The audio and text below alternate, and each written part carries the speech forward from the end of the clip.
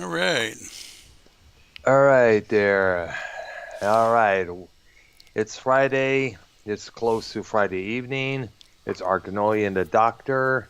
This is episode what is it? Dang gummit. 15, I Episode believe. 15. Yes, it is. I got to keep track on how many episodes we got here. And tonight it's our we're taking a look at one of the most powerful bands that emerged from the 1960s in jolly old England. A big group that are still together, but somehow, according to others, to many of their fans, sadly, some of the spunk had departed when two of their most powerful members passed away. I'm Right. speaking, of course, The Who. And we know The Who like the back of our hands. Roger Daltrey on vocals, Pete Townsend on guitar and songwriting. He was a principal songwriter. Keith Moon on drums, and John Entwistle on the bass guitar.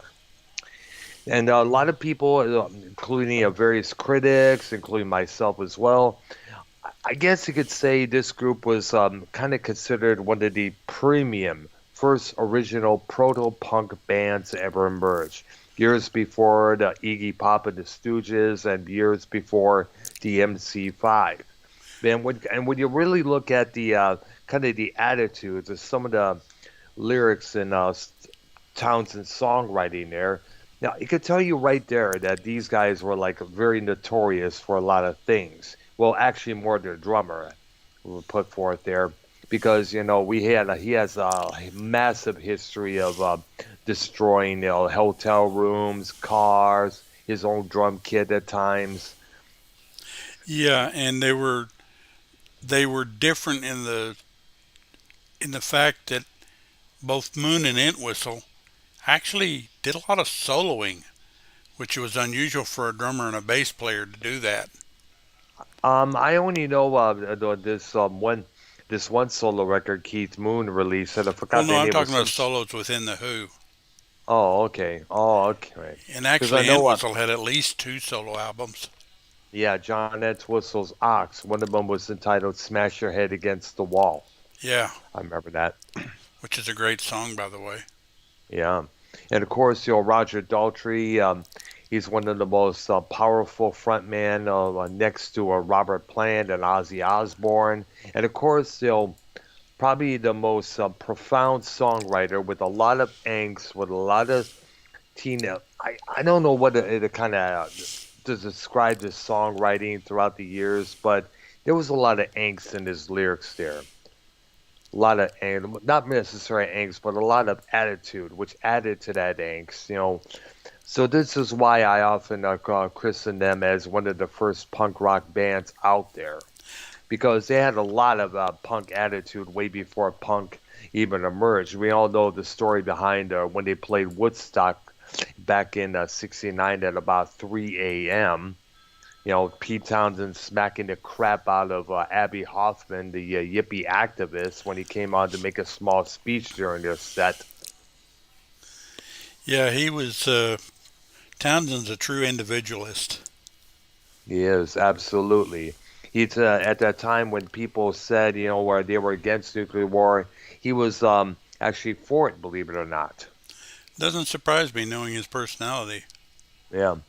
Of course, Townsend, as he's the one who penned all those classic songs of theirs, like "Substitute," where the guy tells this girl, "I'm just some substitute for somebody else." What the hell, man? Yeah, And of course, we know "My Generation" with the line "Hope I Die Before I Get On," which I understand was came about as some old late British lady, kind of like this is sort of a facial expression towards him out of disgust or something like that, and that's when he wrote that song soon afterwards. yeah, So, and it's fit to say that the Who's the power that this band had, was unstoppable. yeah. They were basically almost metal before metal. Yeah, or a band punk or metal there when you think about it. Yeah, Now, as now they've had a lot of influence. They have sold over 1 million records worldwide. You know, A lot of drummers, consider Moon a god because of the way he often played his drums in a most absolute, what they call a spaz mode kind of a way, I guess you would see. Absolutely frenetic. Yeah, He, he was quite the drummer. yeah, exactly. I mean, who could not forget their appearance on the Smothers Brothers TV show back in, I guess it was 65, Yeah, 66, that or even 64? surprised the other band members what he did. Yeah, what he did is he planted this little bomb inside of the bass drum in his drum kit there, and after they got done smashing some of their equipment, boom, he set it off. There was a big explosion there, and purportedly that's when some Pete Townsend's hearing started going to waste soon afterwards. Boy, when you saw his reaction, it was like, what? Yeah, or especially or see John Enzo, so just move it away slowly. Yeah. Well, from what I understand, Entwistle and Moon got along together great, and they were good Yes, friends. they But were the other two guys were kind of weren't really friends with anybody, including each other. They were just kind of there. just bandmates. Yeah. Yeah, that's no secret that a lot of times, I guess I could say that Daltrey and Townsend often fought with one another a lot of times. But then again, that often adds to the chemistry, Yeah. believe it or not. Well, when I read through their little entry, I was amazed at some of the stuff I was reading because it was like, I didn't know that. I didn't know that. I didn't know that. There's a lot of history to that band early. Mhm. I don't know if you've read it yet or not, but Yeah, man, there's stuff there that I'm kind of like, really? yeah. Well, you cannot say that the Who was not a boring band, I guess you would say. Oh, In absolutely fact, not. and it also fits to say that Roger Daltrey also became the epitome of the blonde, long-haired, curly.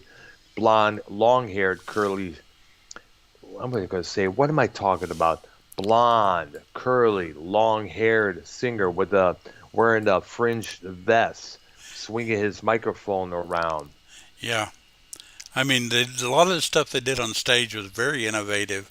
Moon's drumming, Entwistle's bass licks, uh, But Townsend's windmill guitar playing thing he did. Yeah, which by the way he copied from Keith Richards while backstage or opening for the Rolling Stones.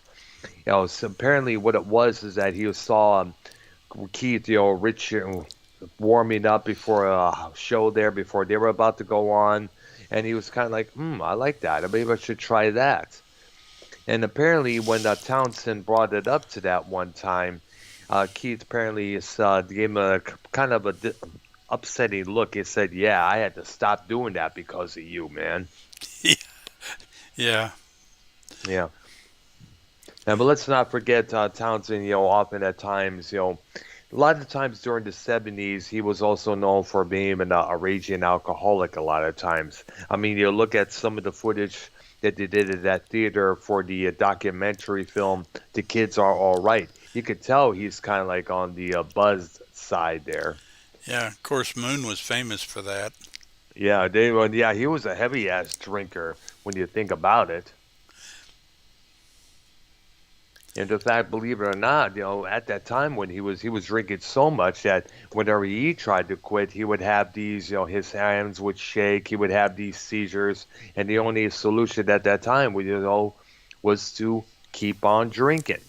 Yeah. And eventually, believe it or not, by the time the album "Who Are You" came out, there was see that he was getting himself a belly, and they had to resort to him sitting behind a chair in this derby outfit And it was kind with of a ironic because the chair said not to be taken away, and yep, he died three absolutely, months later. absolutely. In 1978, that was one of the first, actually the first records I got from them. Believe it or not, I got it as little. I think it was a Christmas gift. I think it was. Somebody thought because I heard the song "Who Are You" a couple Yeah. times on the radio at the time. I liked it. It's a pretty good song. It's kind of long, but I liked Fir- it. First one I got was Who Magic Bus Tour or Ah, something. That particular album. yeah. And of course, what we had was staying over at a relative's house. I think it was an aunt or an uncle, and it was like, "How long is this song?" Because it was about how many minutes? 5 minutes, six It was minutes five, there. 5.5 minutes, something like that. And let's also acknowledge this: the CSI franchise that's on CBS. They have used Who songs like "Won't Get Fooled Again," "Baba O'Reilly," and of course, who the song I mentioned earlier, "Who Are You," Yeah, as their theme music. And they also because that also generated a new interest in the group, and that's how they ended up being playing the halftime show at one of the Super Bowls. I think it was in 2010, I believe it was. I believe so. I don't recall exactly. Now, here's the problem with that. With the problem, well, not necessarily a problem with that performance. And I don't like halftime performances because they always edited the songs, do two verses and the choruses, and they switch on to another song, which Right. is to me is bullshit. Even though wasn't really fond of the Stones performances in Super Bowl 40, I give them credit for doing three songs all the way through. Yeah, Super Bowl performances, I- they're I generally ignore them because they're, well, like you said, they're shortened. A lot of times they're not that good because they got to do the showy bit on it, and a lot of times it's artists I don't care for. And plus, so many about every time that somebody plays, there's all the critics are going to find something to poke at. Like for instance, they went after Prince because of the way he was holding his guitar. Oh, behind some curtain while they were doing Purple Rain, they were like, "Oh, come on! Oh, he's holding that thing guitar like it's his dick." Blah blah blah, and that kind of bullshit. There, it's like they always find something to complain about. And this was after the Janet Jackson quote unquote wardrobe malfunction scenario back in 2004. I'm pretty much convinced that was on purpose. I'm thinking the same thing. That was done to generate publicity for both Timberlake and Jackson because It was at that just time, too contrived. It was too rehearsed. I mean, yeah, it just looked obvious. It didn't look yeah, like it was an accident. yeah, obviously we all know I mean, Rush Limbaugh said it best. They probably high-fived the hell out of each other. Ha ha, we got some massive attention. Now let's enjoy the record sales after that, because the phrase "controversy creates cash." That I think that's why it was done. Probably. Doesn't Yeah, surprise me. yeah, But the whole thing just looked rehearsed because yeah, I happened to be watching that particular one. yeah. I mean, I don't think I had a TV at that time at my Well, at it's the funny place because I I was was living sitting there watching it, and I'm kind of like half interested because I don't like either one of those performers. in. Neither And do I. I'm just sitting there kind of, okay, okay, it's nearly over. Then he reaches over and grabs that little thing and pulls, and I'm like, Rip. did I see what I just saw? And I had to read about it later, like, oh, I did see what I saw. Wow, man. 'Cause I thought I was hallucinating, like, And excuse me. And that kind of contributed to the fall of Janet's career. yeah, which I don't think she had that much of a career anyway, but again, personal Yeah, opinion. yeah. Uh, I Well, she wasn't, ain't got much. Well, it's a lot better career than Latoya had. That's for sure. yeah. When you have to play state fairs at a time, that tells you that's something ain't right there. Well, Latoya didn't fool around with showing herself in the Super Bowl. She actually had a Playboy spread. So Yeah, yeah. I don't know if Janet did that or not. I don't know. I know I just Latoya did. yeah, I remember that. That's around the time she was making accusations against her father for sexually abusing her. Yeah, yeah. Well, Okay, so let me go off the subject here. I get to ask you this: okay. with all the accusations of Joe Jackson, who we remember had died a couple years back, their father. When you look at how dysfunctional the Jackson brothers and sisters became, and when you look at the way Michael was acting, with all that scenario with him being a child molester and stuff, do you Yeah. think he possibly may? You think possibly he may have done something like that to his kids? Because it's no secret that he did whoop the crap out of them a lot of times. Yeah, I think there was something going on, but nothing's been proven. So all we can do is speculate. Yeah, And I kind of think there was something going on because from what I hear, Joe Jackson was a very you sling the fashion. whip type guy, He was, and yeah. that he kept everybody in line, and he made all the decisions and all of that good stuff. Including the contracts. When they left Motown Records, they had to stop using the Jackson Five and go as the Jacksons. The only one who didn't, they had these contracts signed out there for expecting Jermaine to sign. Jermaine didn't sign because it wasn't because he was dating Berry Gordy's daughter. He also Motown was going through some issues. He wanted to stay and help with Motown, but Right. Papa Joe was like, no, no, you're deserting the Jackson name. You're deserting this. You're blah blah blah. It's my blood, not Berry Gordy's. Yeah. No, Joe was well. We're doing a Jackson discussion. We're on the Who, Yeah, but oh well. I know. Well, back to the Who. We had to get that out of our system there. Yeah. Now, as you know, the Who basically developed from an earlier group known as the Detours. You know, they established themselves as part of the pop art and mod movements during the early years of that scene there, Yeah. Are you, including some auto-destructive art by destroying guitars and the drums on stage. Their first single, I Can't Explain, reached the UK top 10 and was followed by a string of singles, including Happy Jack, Substitute, and of course their signature song, My Generation. They yeah. also performed at the Monterey Pop Festival, released the US Top 10 single, I Can See for Miles, while touring extensively. Their fourth album was, of course, the rock opera Tommy. Yeah. Uh, there's an interesting little bit in here about how the guitar thing happened. Hmm. It says that in June '64, during a performance at the Railway, Townsend accidentally broke the head of the guitar on the Yep, low ceiling on yep. stage, Yeah, he threw it up in the air and just went bing, and it fell down. It's like, oh shit, I broke my guitar.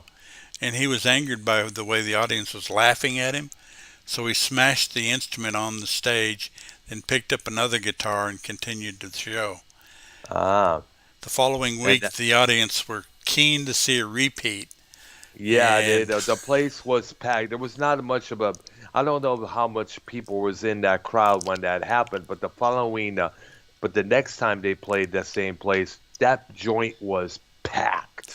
yeah, and Keith Moon obliged by kicking his drum set over, Ah, and auto-destructive art became a feature of the Who's live set oh yeah, because of the two of them. Because Entwistle and Daltrey pretty much stayed out of that. yeah, they did. The only destructive thing that happened to Daltrey he ever did was swing his microphone couple of times around by the cord. I guess soon after that, I guess I don't know if the part of the microphone came off because of the thing where it clicks on, Right. but soon after there was a lot of duct tape on Daltrey's microphone. Soon afterwards, Yeah. and John Entwistle, he never smashed any of his bass guitars, that's for sure. And God knows he had a lot of original looking ones there. Yeah. You look at the promo film for Who Are You, and you could tell you cannot help but dig the kind of bass guitar that he was playing. Yeah. They Entwistle also had an interesting costume, and I forget which concert he did it at. Maybe it was Monterey. I don't remember. But he wore a Hmm. skeleton outfit, Yeah, I remember seeing about that as well. I think I saw pictures about that. and there's a little bit further up about how they got Moon because they had a different guy doing the drums when they first Yeah, started. oh my gosh, it was at the Cow Palace, and I guess it was in the LA area. apparently Keith Moon took this horse tranquilizer. They had to get somebody over to inject some sort of a medicine or fluid into him to keep him going. And next thing you know, he leans over, he's zoned out again. They had to carry him from his drum kit. Townsend gets on the mic and says, "Can anybody here play the drums?" And a 19-year-old boy, or man, whatever, teenager, got up there and just filled in the spot for him, believe it or not. Yeah, but actually, I was talking about before Keith Moon. Ah, They had a really? they had a guy by the name of what was the guy's name? Oh, Sandham was the last name, but I don't recall. I think it's Chris Sandham. He was their oh, drummer, and they had just gotten regular gigs and stuff. And the manager told him, "Look, you're gonna have to replace the drummer. He's bad." yeah. And basically, they went to fire him, and the guy's like, "Oh, great. Okay, I'm leaving. But you guys can go ahead and use my drum kit and find my potential stand-in." And Wow. essentially, they kept doing gigs with stand-in drummers till Moon showed up at one of the gigs and said, "Hey, let me get a shot at it." He went up there and played, and apparently impressed the heck out of them. And they said, "Okay, uh, you can be our drummer." And Keith Moon There you became go. their drummer. Yep. Until, of course, until his 1978 death. There. Yeah. And then one of the other things early in their careers, Daltrey was the leader, the boss, the guy that said what was going to go and what wasn't going to go. Yep. And he basically got fired and had to leave the band. And then they went back to England, and this was overseas somewhere, and told him, Ah, "Look, we'll take you back, but you're not the boss anymore. This is a democracy." it's Because an they were all doing, band. yeah, they were doing whatever Daltrey wanted early. And that's not how a band runs. Have all four. If it's a four-piece group, all four sides have to always give a go in on what goes on, whether it's Right, musically or management directly. right, Yeah. Now we also know the album Tommy. Now here's something else. Soon after that album became a commercial success, Townsend was writing for another concept album titled Lifehouse. right. The songs from that album was later that concept was later abandoned, and the songs stemming from those sessions will later end up on that album we know as Who's Next. And several other places because there were a lot of songs. Yeah, I mean, he wrote, it looked to be like a 4 or 5 record set by the time he got. It's been released, but I don't recall how big it is. yeah, I probably have it, but I'm not sure. Townsend had a yeah. lot of solo albums. Yeah, yeah. The Scoob, the Empty Glass, which I had. He had this one called Who Came First. And this is the one album that I was especially fond of. All the Best Cowboys Have Chinese Eyes. I remember buying that record when I saw the video for Face Dances Part 2. Yeah, and he had another one called, I think it was Rough Mix, which Yes, was him and Ronnie Lane. I think so, yes. And also, we can't forget White City, a novel. We cannot forget that one record which title escapes me, which came out with the Who came back in 1989. And we also cannot forget the Iron Giant, Yeah, or the Iron Man, as what it was called. It was, I guess, was about an alien who plunges to Earth, a giant metal iron individual, yeah, and befriends with a little small boy, and that later became the Iron Giant movie, the yeah. animated movie there, which came out in 19, I guess, what was it, 19, was it in the later 90s or later part of the 1980s? I actually don't recall for sure. I'll probably have to look that up there, because I remember Townsend was, people were saying, Townsend does receive a lot of credit because he's the one who came up with the concept. Yeah, and I think Daltrey had a solo. I want to say he had a solo album, but I think it was a movie soundtrack. Yeah, Mick Vicker came Yeah, out in 1980. He played the lead character. Yeah, and there was I think there was a song called "Free Me" or something like that. Yes, I That was remember he big off said that album. yes. Yeah, it was played a lot on radio. But a lot of rock radio was playing that movie there. Yeah, Oh, excuse me, that song. My bad. they Came were out one in of those people that 1990. had better solo careers than most other groups who try solo, other than the Beatles, of course. Yes. Now, here's some information on the Iron Giant. It was based on the 1968 novel The Iron Man by Ted Hughes, which was published in the U.S. as The Iron Giant. It was Right. scripted by Tim McCanlies from a story treatment by a person named Bird, Brad Bird. It was the director who he was the director of that movie. The film stars the voice of Vin Diesel, voicing the main character, Jennifer Aniston, Christopher McDonald, John Mahoney, and Harry Connick Jr. Set in the Cold War in 1957, the boy centers on a young boy named Hogarth Hughes, who discovers and befriends a giant metallic robot who fell from outer space. And with the help of a beatnik artist named Dean McCoppin, the boy attempts to prevent the U.S. Army and Kent Mansley, who is a paranoid federal agent, from fighting and destroying this giant. And I'm looking here. It was also, and apparently, because I believe that was also what I mentioned. It became the subject of one of Pound Townsend's albums. Right. Mhm. Yeah, that. Yeah, that was interesting, actually. Yeah. Yeah, Uh, Basically, kind of getting into the music a little bit. yeah, Their first album was in the U.S. Because anytime we discuss albums that are in two different places, we'll talk yes. about the U.S. issue, uh, Okay, even though there are some differences. But their first album in the U.S. was The Who Sings My Generation. yeah. And that particular album, it was kind of hastily thrown together, they said, and it wasn't up to what they wanted to do. Although there's some good songs on here. I mean, My Generation's on there. Correct. Yes. The Kids Are All Right and A Legal Matter are the ones that most people have probably heard. It's Not True is a decent song. Please, Please, Please is a James Brown cover.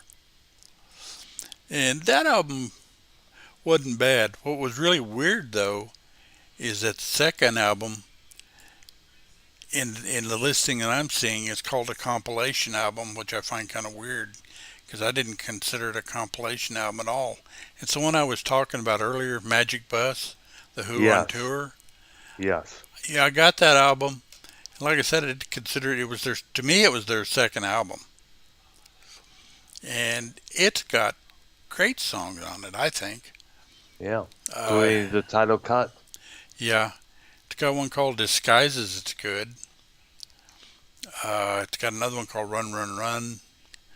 Dr. Jekyll and Mr. Hyde, which is a John Entwistle song. You can tell when you hear it, it's Yeah. definitely Entwistle because Entwistle was kind of out there, but in a good way. Yeah. Let's give Entwistle his due. He did contribute some couple of good songs out there. On Face Dances, he had a song called "The Quiet One," and of course on the "Who Are You" album, he did this one song called "509," which I thought was pretty good. Good there. Yeah, and then, well, we'll get to some of his stuff, but some of the other songs in this album were I Can't Reach You, which was good. Call Me Lightning, which is a decent song. Some of these were minor hits. Magic Bus, of course. And Pictures of Lily, which is a real interesting song. Oh yeah, which I heard about. It's about masturbation. Yeah, it's about a guy that couldn't sleep his night, so dad says, Here, let me give you something that'll help you sleep, which was Pictures of Lily. which Oh. taught the kid how to masturbate, like you said. Oh. Yeah, exactly. Oh gosh. Yeah, they didn't have any boundaries per se outside of ones that would really put them in trouble. Um, But they followed that album up with one with Happy Jack. yes. And if you ever saw the little clip or video, as it now called, you'll dig the video because it is kind of hilarious.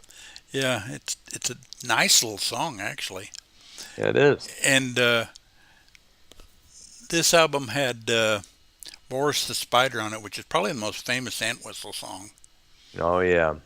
That's a great song actually. And that's probably an inspiration for anybody out there who has any pet spiders or what name to call it. Boris, of course. Absolutely, absolutely. And it also had Whiskey Man on this song, which was another Ant Whistle composition, which basically was he had a friend that would show up when he drank whiskey, Whiskey Man. Ah, And one of the songs in this album that was started the trend toward, we got to do rock operas, was one called A Quick One While He's Away, which yeah, is a that's very mini opera, but it's essentially of the beginning of an opera. yeah, but and we know the opera that would come after that, the album Tommy. Right.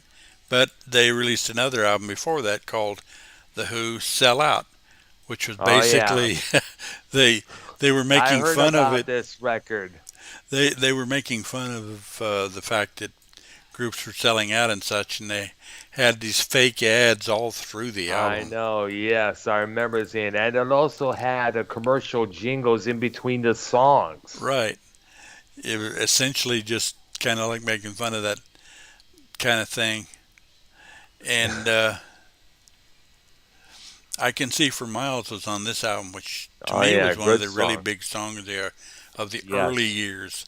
That's one of the to me absolutely. that was one of the biggest ones of the early years. I know exactly. And by the way, to all the record, to whoever is distributing their albums on vinyl nowadays, get a hold of this record and distribute that along with the early ones. Let the kids, of today check those songs out for shizzle, man. Yeah, because they like you said they had little commercial jingles that were fake running all through the album, And but that it was was kind of it their couldn't get more avant-garde than that when you look at it, man. good little album actually. It was it definitely stood out. Yeah, it's interesting because they were one of the few groups that you could listen to their albums and there was something behind it. And then of course they released the big one, well one of the big ones, which was the Tommy thing, Tommy, the which one of the first rock operas up out there.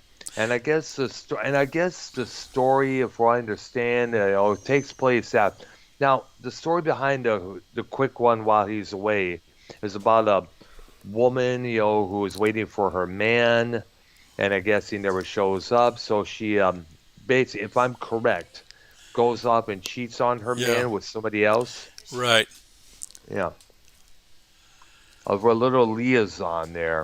We've heard right. that so many of that shit go on I'm on so the many phone. times in stories, movies, books, drama shows like Right, Maury or Richard Bay, Jerry Springer. We've seen all that stuff happens right. all the time. But apparently, there was a story that the kid is allegedly sees some sort of incident happen, and What? he decides to become deaf, dumb, and blind just the He's way not. as I'm talking on the ignoring it. phone.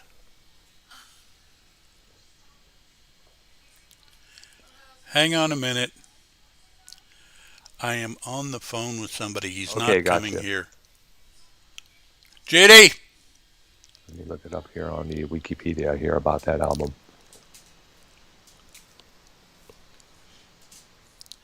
Oh yeah, there's a lot of things there that. And the interesting thing is, when I first got this, when I got the 8 track, which Yes. there's at least 2 songs missing on the 8 track, and one song that was cut way short, And I never knew all of that till I got the album and played it. I'm like, whoa, what's this all about? Yes. And found out. But some of the, I guess, for lack of a better word, interesting ones here were I liked Amazing Journey and Sparks. Yeah. Now, Townsend came up with the concept of the album after being introduced to the work of Mahir Baba and attempted to translate Baba's teachings into music. Recording on the album began in September of '68, and it took 6 months to complete as material needed to be arranged and re-recorded in the studio. It was acclaimed upon its release by critics who hailed it as The Who's breakthrough. Its critical standing diminished slightly in later years. Nevertheless, several writers view it as an important and influential album in the history of rock and roll. They promoted the album's release with an extensive tour, including a live version of the whole album, playing Right. the album in its entirety, which lasted through about '69 and 1970. Key gigs from the tour included appearances on Woodstock, the '69 Isle of Wight Festival, the University of Leeds, the Metropolitan Opera House, and the 1970 Isle of Wight Festival. And the live performances drew critical praise and rejuvenated the band's career. Yeah. And we still had a couple of, for lack of a better word, Yeah. interesting songs on this album.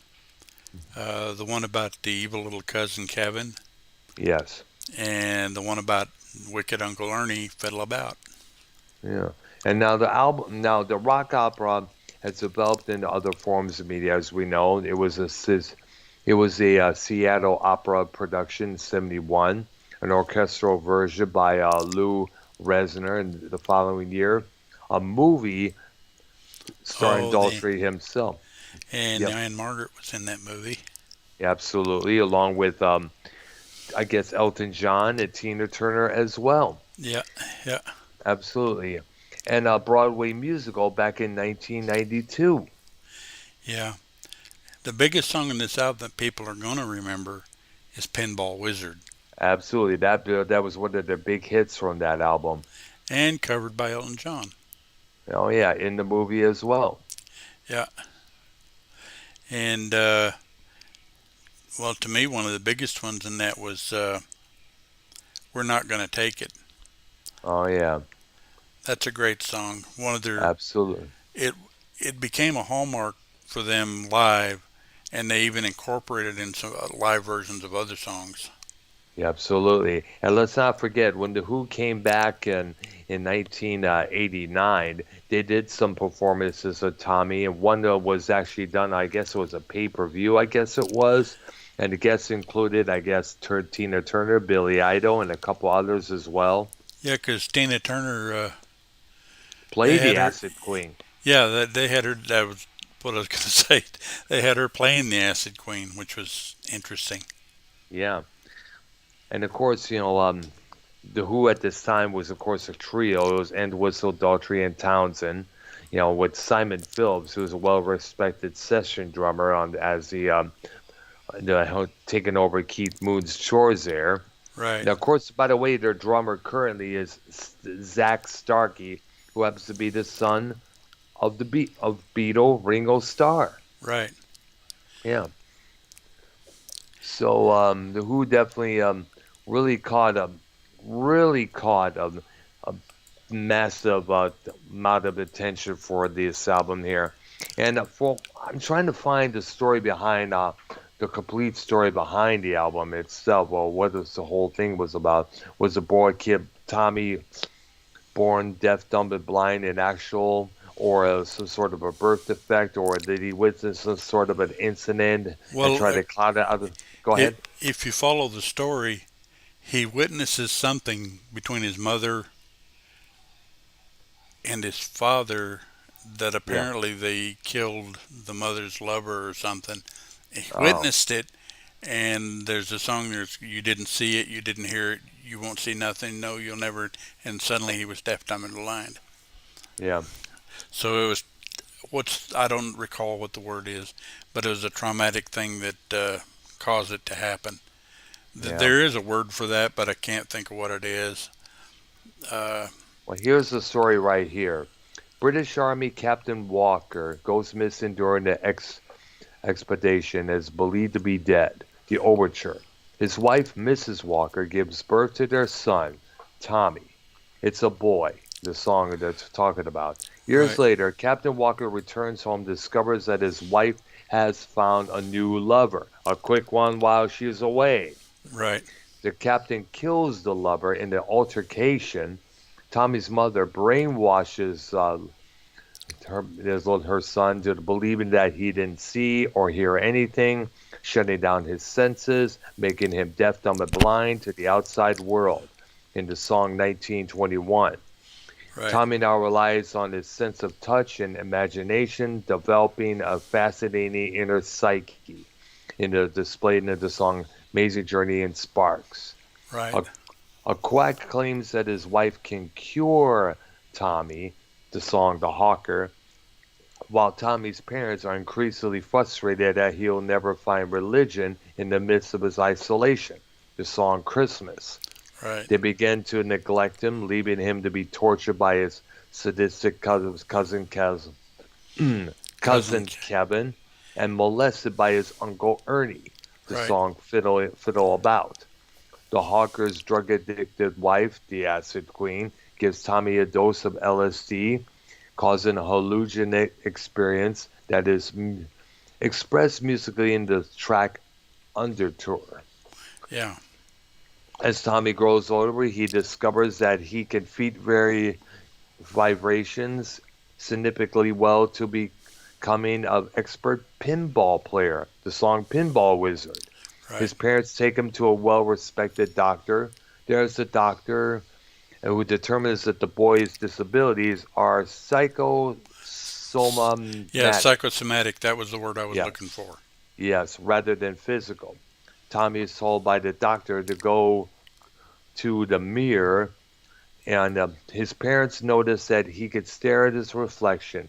After seeing Tommy spend extended periods staring at a mirror in the house, his mother smashes it out of frustration.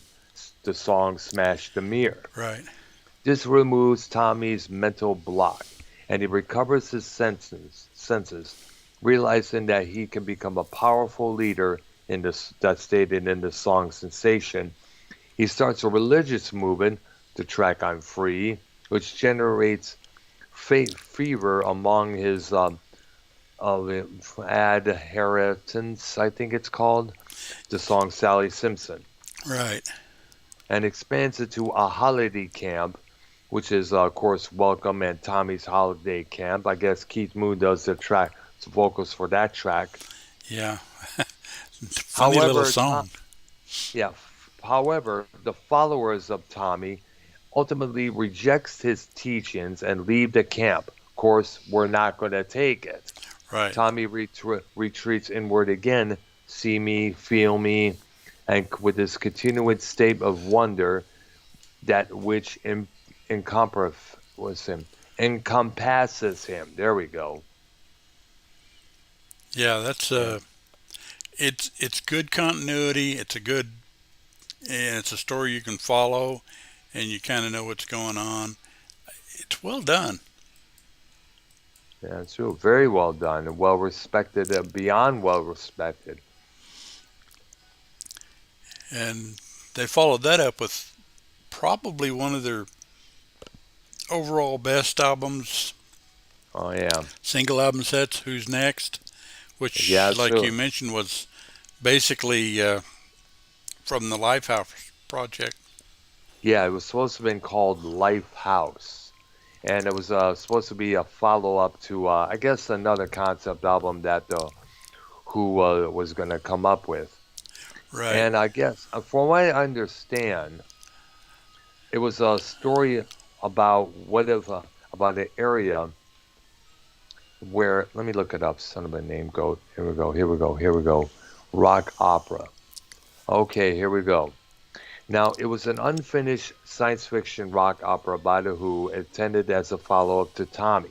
It was later abandoned during the project in favor of creating the traditional rock album Who's Next. Right. Though some of those songs would later go on to various albums and singles by The Who, as well as some of Townsend's solo records, in 1978, aspects of the Lifehouse project were revisited by The Who on the album Who Are You? Yeah. In, two, who in 2000, Townsend revived the Lifehouse concept with the his set Lifehouse Chronicles and the sampler Lifehouse Elements on the May 1st, 2007. He released an online software called the Lifehouse Method, in which any sitter could create a musical portrait.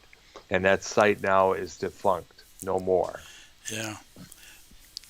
But the Who's next album had some very Massively strong big. songs. Massively big. Started with Baba O'Reilly, which Yeah. that opening little thing they do. Which was a synthesizer, by the way. And the Yeah. title comes from the Baba Meyer Baba that I mentioned as well as an electronic musician named Terry O'Reilly. Yeah.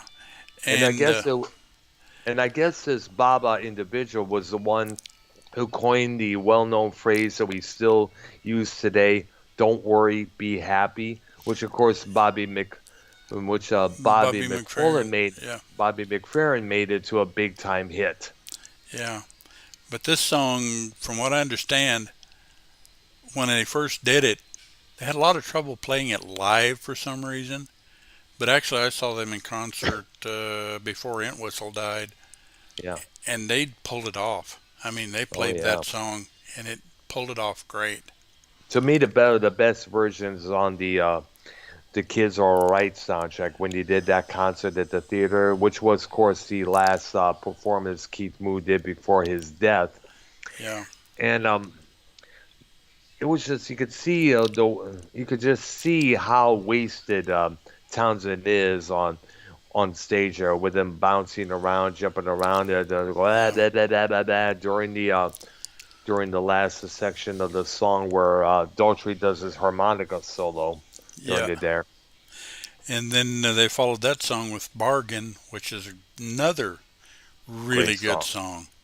Yep. And Do then, whatever I can. Do whatever I can, girl. They have you with me. yeah. And then followed that with Love Ain't for Keeping, which was another good song. And then the only Entwistle song on this album, My Wife, Ah, which is talking about his wife chasing him because he'd been messing around or whatever. oh And boy. it's a nice little song actually. And of course, we cannot forget the ending of that song. This song is over, Right, because that which is a actually kind of goes into Pure and Easy, which they release as a follow up, and it also shows up on Odds and Sods. yeah. But Which, by the way, is a very powerful song when you listen to it there. yeah, so if you put Song Is Over and Pure and Easy together, that's about 11 minutes. Because Song Is Oh, Over was 6 minutes, Pure and Easy was about 5 minutes. ah. So you got a two-parter right there. Just not even knowing about this. Yeah, and when you hear the Song Is Over, the very last little bit they did is the opening to Pure and Easy. Mm, You know, accepting one note, Pure and Easy. there we go. And then they open side two with Getting in Tune, which is cool. I mean, you're sitting there getting in tune. I sing this note because it fits in well with the chords I'm playing. Yep. Okay. Yep. And then Going Mobile, which was another pretty good song. Yeah. I Then a guess that's big but one, Behind Blue Eyes, oh yes, which that's a absolutely. great song. It had a Absolutely. very bad cover by Limp Bizkit. I was gonna mention that. Come on. Who you talk about bad covers. That was probably one of the worst covers of that song ever. That Yeah, would I probably thought be almost number one. stupid. stupid. I mean, when you listen to the Limp Bizkit crap ass version, they removed the bridge, they Right. removed they just kept it at the same tempo, which made no sense. What the hell happened to when my fist clenches, crack it open before I use it, lose my cool? What happened to that section, man? Yeah, I Come on, mean, Fred Durst, you idiot. yeah, that Come whole on. thing didn't make any sense at all. Man, oh gosh, man. If you're going to do that song, do it in the original form or something like the original form, right? But remain true to the concept and the style that it was done, okay? Yeah, and then of course they closed it with "Won't Get Fooled Again," which is an anthem, you might Yep, say. yep, In fact, it's got one of my favorite lines in it, which kind of, for me, epitomizes the recent election. You know, meet the old new boss, same as the old boss. yep. That's Pretty, pretty much describes it for me. yeah, so it's absolutely. Of course, we all know that was song would later be two song, what the actually two Bob O'Reilly, of course, Won't Get Food Again would later become theme music for a couple of CSI shows there Right. later on when it was aired on CBS. Apparently, I don't know if the guy behind it was a big Who fan, but Sure makes that you did, wonder. yep. Of course, as we all know, later on, I guess one of the other CSI shows that came out within that franchise had "Who Are You" as its theme music there. Yeah, because they had a Yeah, CSI. Well, the original was Las Vegas, yeah. then CSI Miami, and I think the third one CSI New York, And what I remember was CSI crime scene investigation. I believe of which is the Forrest original, Whitaker. Yeah, which which had starred Ted Dancing. yeah, eventually he came later, but that Yeah, is set in Las Vegas. yeah, Then they followed it up with another rock opera, Quadrophenia, yep. Oh yeah, and I understand this album is takes place during the what is it called? The Rockers versus the Mods Yeah, it's period. supposedly an adaptation of their early life, you might Yeah, say. yeah. And a lot of songs on that album was like one of the standout tracks for that was of course "Love Reign Over Me," which was the closing track. There Yeah, was one called Dr. Jimmy, right. and which I remember hearing, which had the F word in that song, if I understand, if I remember. Then there's the real me.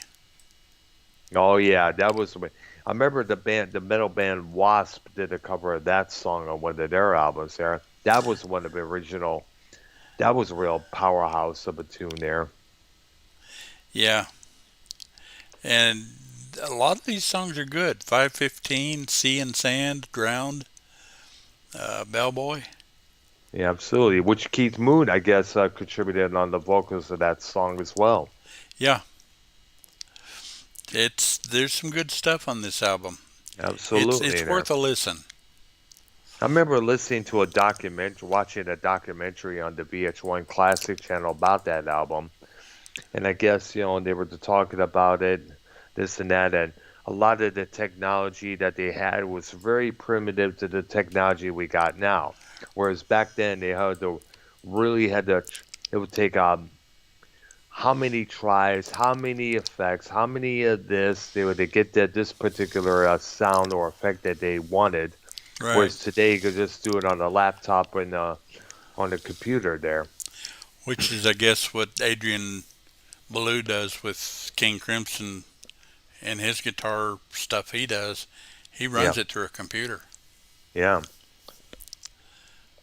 And they followed this up with Who by Numbers, which that had some good stuff on it, but I guess the most memorable songs were Slip Kid and Squeeze Box. Um, Mama's got a squeeze box. I think Laura Branigan. You remember hearing that name? Yeah, that name's familiar. Yeah, she did that song Gloria with the 82 Self Control, and I believe she did that song. So covered that song on one of her albums there. And they followed that up with the one aforementioned "Who Are You," Oh where they yeah, were hiding Keith Moon behind that behind a ironic chair. chair. Yep, And that had some great songs on it. It had one called "New Song," "Had yep, Enough." yep. 509, Sister Yeah, Disco, "Sister Disco" is a great Flick, song. Trick of the Whisk. Yeah, absolutely. Of course, I remember, like I said, I got that album as a Christmas gift while I was, I guess, it was a couple years before I reached junior high school, and it was Yeah. just, and I was very, it was a pretty damn good album to listen to. Oh, yeah. And then Had "Who Are You" enough, is about 6 minutes long. And yeah. absolutely. And then they followed that up with "Face Dances," which that's Yep. actually pretty good. Well, I don't really have what I'd call a bad Who album. Oh, by the way, I just looked up on something here, believe it or not, on the song Squeeze Box. Freddie Fender, who was a singer, did his cover version of it in 1979. Wow. And of course, Laura, as I mentioned, Laura Branigan did her version on her album Branigan 2 in 1983. And the glam rock band Poison Huh. did their version, believe it or not. It was released Interesting. as a single from that album called Holly Weird from 2002. That the song was re-released in 2007 on that album called Poisoned, where all the tracks are covered songs. Yeah. Yeah, so The there we go. Interesting there. the hits off this album were "You Better You Bet" Yep. and Face "Another Tricky dances. Day." Yep. And the quiet one, as I mentioned before, Right. Sun, and written by Entwistle there. And this was the first album, official album, to feature Kenny Jones replacing Keith Moon. Right. Keith Moon, what he was is he took too much of this medication that he knew very little about, and he sadly just passed away. And this was back in 1978. Of course, they decided to do a tour a year later with Kenny Jones as a drummer there. But compared to Keith Moon, would you say that Kenny Jones was kind of more calm, cool, and collected? Yeah, he's a little bit suppressed compared to Moon. Of course, Moon is cut out of the same cloth John Bonham was, because Bonham was another one of those manic Yeah. drummers. Yep. And I guess this would later spawn the lifelong debate, saying should the Who continued after Moon's death? Because even Daltrey even said after Keith died, the Who should have just called it quits there. Some of that magic was gone. Yeah, but they still released some good stuff. Yeah. I mean, it wasn't at the same level, but Yeah. it was not bad. It was good, but not horrible. It was not bad, but it was kind of calm. Yeah, it's a lot. Well, you can tell in the songs that I'm going to mention here and there, especially off the "It's Hard" album, Athena and Eminence Front. Yep. Those two were subdued compared to what they'd have probably done a while back. Yeah. Because I guess Chad Smith from the original Red Hot Chili Peppers described it best. Most drummers when they play be like boo do do do do do do do do do do, whereas Keith Moon's like boo do do do do do do do do do boo. That's how Keith Moon often played a lot of times. He would often ad lib, a little bit this particular tom tom or this hi hat or this little floor tom there into his drumming style there. Yeah, it's funny because the next two albums I'm not that familiar with because actually I wasn't even aware of them. Was One of them just labeled "Who," and the other one's "Endless Wire." Oh yeah, I know Swire. That came out in 2006. It was Yeah, at this time it was just Daltrey and Townsend. John Entwistle died in Vegas in 2002. Apparently, Yeah. what it was, he had spent a night. He had little this. He had some heart pills with him. He had two hearing aids with him, and I guess he's they slept and apparently he passed away. I know the stripper who was accompanying him at that time had a lot of details to tell about that. After that, she described all that there, Yeah. and the man. I guess from what I understand, the Who went on tour anyways. It was scheduled to do that tour prior to his death. And I Right. guess they did the tour basically to pay for the funeral arrangements, if I was correct. That would sound about right. I mean, like, wow. I mean, I didn't realize that a funeral could cost so much nowadays. Yeah. One other album that I'm thinking of right quick that I'd like to mention is Live at Leeds, which Oh, to me yes. is an absolutely fantastic live Badass, album. badass, badass. Probably after I get done with this show here, I'll definitely start listening to that because I remember there was a program called Seven on Sunday where by one of the rock Do stations you back have in the original Southeast. issue or the reissue? No, I never really had it at all. But I would like to get it downloaded onto my MP3 or phone sometime soon. But if I did find, I know there was a deluxe version of all the complete tracks from that Right. performance. I would like to get my hands on Well, the original sometime issue soon. only had 6 of the songs. Yes. It had Young Man Blues, which is a great version, Yep. then a live version of Substitute, Yep. then their version of Summertime Blues, which is Yep. great. Gene. Yeah, I guess that was Gene Vincent did that song. Eddie Cochran. Hey Cochran, thank you. And of course, "Shaking All Over," the Guess Right, Who cover. right. And then they closed it with two. There, I thought there was. They did a 14-minute version of My Generation, which incorporates A "See lot Me, of Feel stuff. Me" and Yep. parts of "Amazing Journey," I believe, is in there too. And of course, this And then "Magic Bus," a seven their minute live version. version. Yeah, which was pretty unique. Right. Very, very unique there. I remember sitting in my room where the radio station was playing that album all the way through with the lights off, and it was like, wow. The Yeah. vibe I got was, I still get think about that vibe when I listen to tracks on that album today. Yeah. They have released actually two reissues. One of them in Yep, 1995, one of them in 2001, and yep. they included more of the concert. And the interesting thing to me is essentially they did that. It's a slightly different version of some of the songs that were on that first album.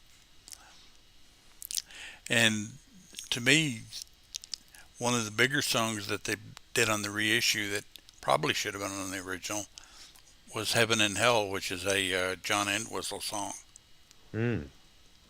and that song is killer. But they also included "Can't Explain," "Fortune Teller," "Tattoo," "Substitute." Oh, I said "Substitute."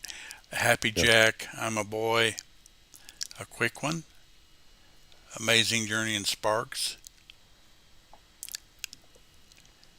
And let's see on the second one, did they do anything different here? No, it looks the same as the 1995 one.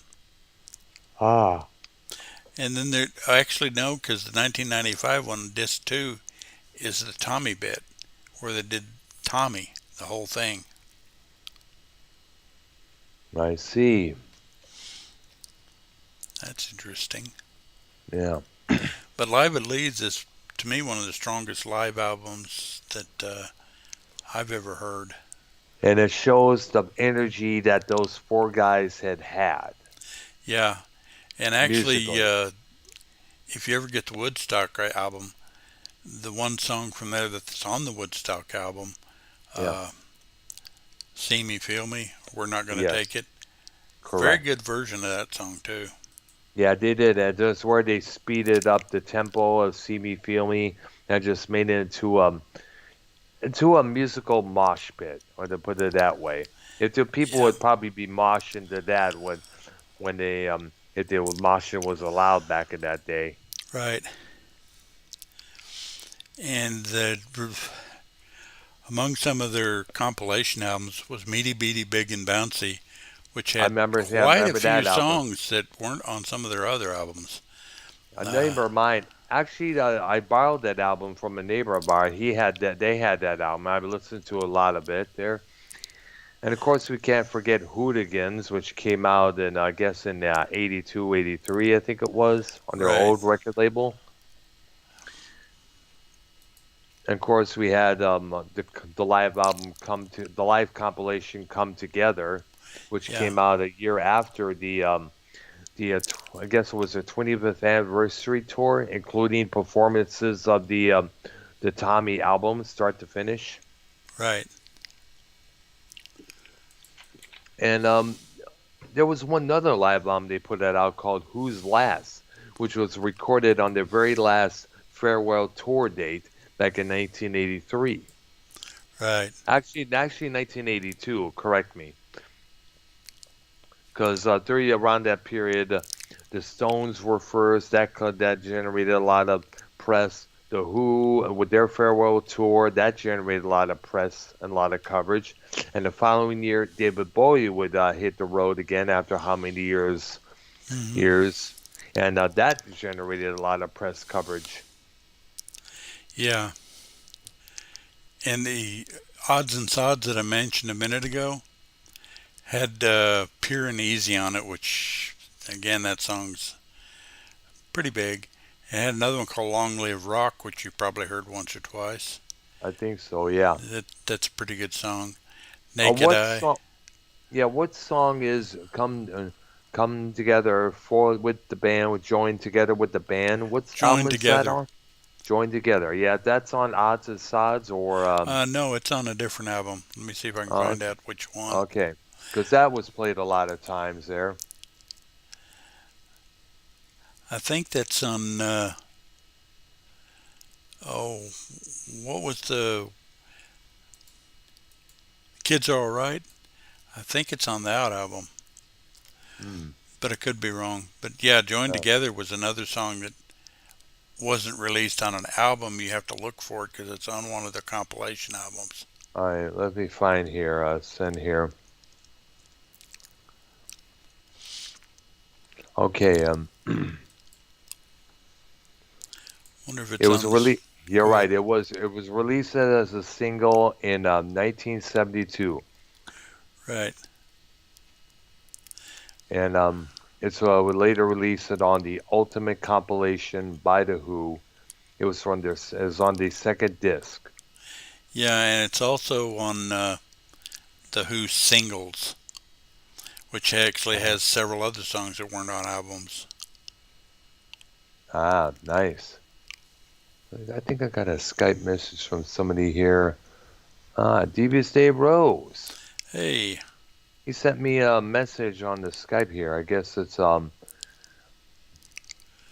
me go over there and see what he's got, what he sent me over here. I guess it's a YouTube link or something there.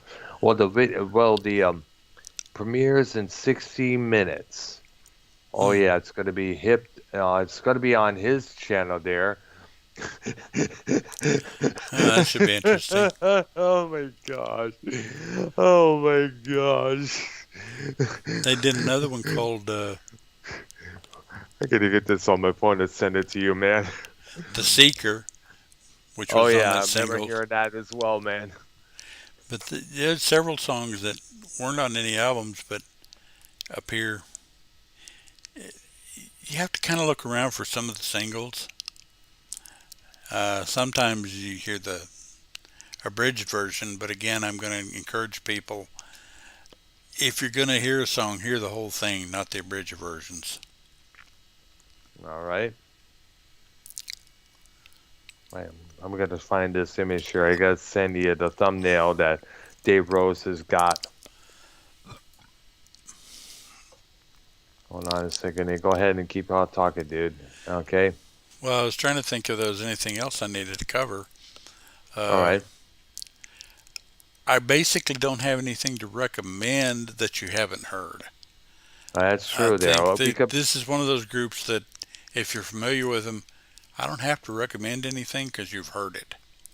Okay. I know I can point out some of my favorites, but I kind of did that as we were talking about them. Absolutely, man. We got, and sadly, as a result, as we, I think we already mentioned, is now, of course, Daltrey and Townsend. And at the same time, they currently have a Zach Starkey as their drummer, who, of course, we mentioned is Ringo's son. Right. And I forgot the guy's name who took over on bass guitar, but from what I understand, they came out with an album called Endless Wire back in 2006, and I don't know if that album sold anything or whether it did well or got played on the radio. If it did not get on any player play on the radio, I would not be surprised. You know, and how the rock stations are nowadays. They rather go for the old stuff than the new stuff. Right. Right. You know, you know. Which in But they some play, cases is justified. yeah, because a lot of people at that time would like to, as like to prefer the old stuff over the new stuff. There, come on, give us a break, man. Some Maybe some of the new stuff would be good as just as well as the old stuff. You got to give it you got to really look into it, man. Yeah, I kind of like to hear it and make my own judgment on it. Yeah. Okay. So I think that this wraps up our look at the Who there. I think Okay, and then next week we'll do a movie Monday night. And have we picked one? I don't think we have. I don't know yet. I'm still looking forward to doing the special on Heaven's Gate there because there was a lot of crazy shit that went along during the film of that movie there. Yeah, I And could I, talk about that, and even though I've uh, never seen it. but if I understand from what I read, it'd probably be best that you didn't. Yeah, it's one of those that you hear how bad it is. Oh, let's stay away from it. Okay, but yeah, and the whole story behind this movie would later spawn a book about the whole ordeal there. Yeah, And and probably next week we'll probably talk about that Manitou movie that you mentioned just as well. yeah, you still. I wish you could find that one because I that one's wish I could just. find. Oh, I wish I could find the whole damn thing, but it's kind of hard to find nowadays. Days. I keep looking for clips on possibly on YouTube here and there, but sadly, so no can do. Sadly. Yeah, Tuesday our music selection will be the Yardbirds Oh yeah, because we kind of missed out on them, and we should have spent some time on them. But there's a spotlighted lot. on them. Wednesday is a television show. I think we decided on Alfred Hitchcock. Yes, we did. Skip Thursday, and then Friday we're back to music. And I'm Yep. thinking we need to do a closeout show on the British invasion Yeah. because I'd like to kind of recommend songs and artists to listen to Yes. because we didn't really get into that, and I'd like to do that. Yep. We definitely got to do that. And soon after the British invasion, we'll take a look at the. I guess that's when we take a look at the 1970s rock. Oh no, we got to do the Oh no. 60s American. Oh yeah, that's right. Duh. What was I thinking? And there's a lot. There's a lot that needs to be covered there. I mean, we can do. We'll Oh, probably do absolutely. individual shows on the Beach Boys, the Monkees, Paul Revere and the Raiders. There are several others, but they don't come onto the top of my head right now. But Yeah. definitely those three: Tommy James and the Shondells. Oh yeah. We got to definitely bring up these acts just as well. There's a lot of And one-hit, two-hit type people that are out there too. okay. There's a lot to cover in the American, and there's several genres to. I don't know whether to divide it in genres or just talk about all of them. Ah, But there's a All lot. We right may then. have spent 2 or 3 hours on just the stuff other than the big bands. We'll just have to kind of see how it goes, I suppose. Okay, definitely. Okay, so I guess that closes it out for today's show. A look. This is our look at the almighty The Who. And of course, the Who are still together, though it's only Daltrey and Townsend. With a bunch of backup musicians now on tour and in the studio. Right. And but let's also take the time to, while we appreciate their old material, let's try to appreciate the new material as well. Because I remember hearing a couple of songs from Endless Wire and thought, no, it's not too bad. It's pretty good. I have to listen to it a couple of times over and over to really get the feel of it. That's for Right. sure. Right. All right. All right. So this concludes episode 15 of Music Memories, Arknolia and the Doctor. Subscribe to both our channels. Hit some comments in the comment section there, and give both our channels liking and subscribe to them as well. Arcs and my channel there. Subscribe to them both. Okay. Yeah, and we'll talk to you guys Monday. Okay. You have a good weekend, man. All Now right. keep in mind, who knows? I don't know my schedule at my new job is going Right. to be next. How next going to be next week. So possibly there may be a little bit of issues there with the what we got coming up here. I got to check the. Well, just kind of just send me a message or something. I will definitely on what's going on here. Okay. All right then. All right. Yeah, guys, have a. Yeah, I think I'll be able to do those shows according to this schedule here. Of course, it's not officially confirmed yet, so I have to find out tomorrow when it go in. Okay. All right. For Arknolia and myself, you guys have a good one. All Take care. right. Bye bye. Yeah, pretty good stuff.